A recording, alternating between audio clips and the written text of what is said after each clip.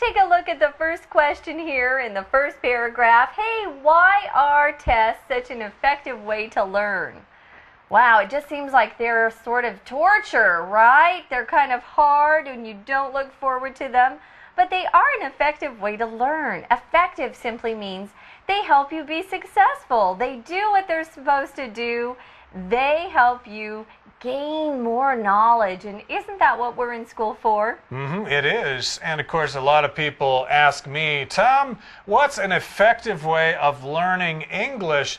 That's a tough question, but I guess a really effective way of learning English is to watch our program and listen to our program, so you are in the right place. But here's the question again, why are tests such an effective way to learn? Well, it could be because people learn better when they are placed in difficult situations. A situation is just a certain place and time that you are in, that you are involved in. So if you're given a test, that might be a very difficult situation. You really have to think fast in order to survive and in order to get out of that situation. You know, I think back of my bosses, you know, the different people I worked for. And the boss that was really the hardest on me and was the most demanding, wanted much more than any of my other bosses, actually taught me the most too. I worked harder for that guy and I enjoyed it, but it pushed me. And when you're pushed to learn, you usually grow faster and you grow a lot more. So don't be afraid of difficult situations. They'll make you stronger. Now, what happens sometimes is when we're in those difficult situations, we get nervous. If you're nervous, you get worried, or maybe your hands start shaking, or you get sweaty palms, and your stomach has butterflies. Remember, we talked about having butterflies in your stomach? Oh, maybe it's hard to even think you're so nervous. Well, you get that nervous feeling in the pit of your stomach sometimes when you're in a difficult situation. Pit of your stomach just means in the bottom of your stomach. I kind of compare it to that feeling of your stomach just dropping, that feeling inside.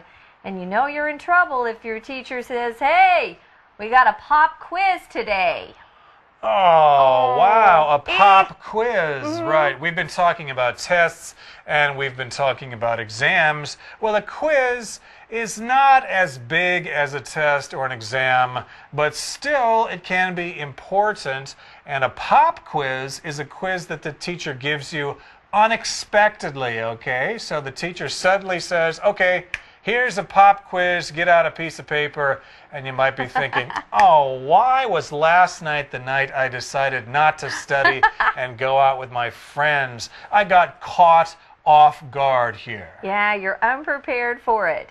Now, if your teacher announces something, of course, they just say it aloud to everyone. It's an official piece of information. It's a terrible feeling. I got lots of pop quizzes in school.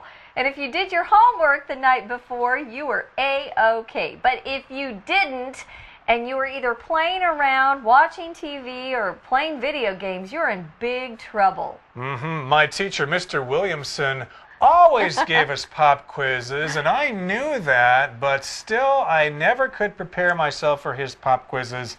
It's a wonder I passed his history class. Yeah. Okay, so that's a slight level of stress. It's not severe, it's not strong, it's just a little level of stress. Slight, okay? Slight. Okay, so we could talk about the weather, for example. There's a slight chance of rain, maybe a 10% chance that it will rain today. Yeah, not very big chance, just a tiny chance. Now, level is just the amount of something, the degree you're talking about. So there's a small degree of stress or a little bit of stress that can help you remember things. Actually, I do better if I'm under some pressure or I'm feeling some stress. If I don't feel that, I just, I'm okay. But if there's pressure or stress, I'm usually better at things I'm trying to do.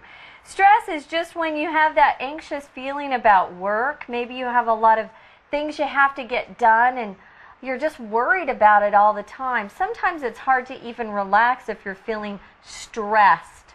or stressed out Yeah. if you're feeling a lot of pressure. So again, that slight or small level of stress might actually help you out.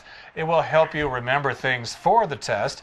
Another reason could be that the more often you recall something, the easier it is to remember it in the long run. So the more you recall something, and therefore the more there will be a certain result. So to recall here just means to bring back information that you had been told or taught in the past. So for example, I could say, what's that person's name? I don't recall, I can't remember.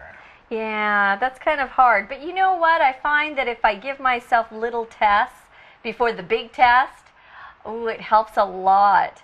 Just because you read something doesn't mean you'll remember it. So try to test yourself as you study. It will help a lot. Now, when you talk about the long run, it just means you're talking about what will happen later. For example, you might think school's a drag and you just have too much homework. But in the long run, you'll be glad you did your best because it'll help you get into a great university or get a great job in the future. So think about things in the long run. Don't think about things in the short run. How you feel currently. Think about how things will be in the future and it will help you be more successful. Have some long-term planning. It might help you out. Okay, everybody, we'll continue with our lesson in just a couple of seconds. But right now it's time to listen to our Chinese teacher.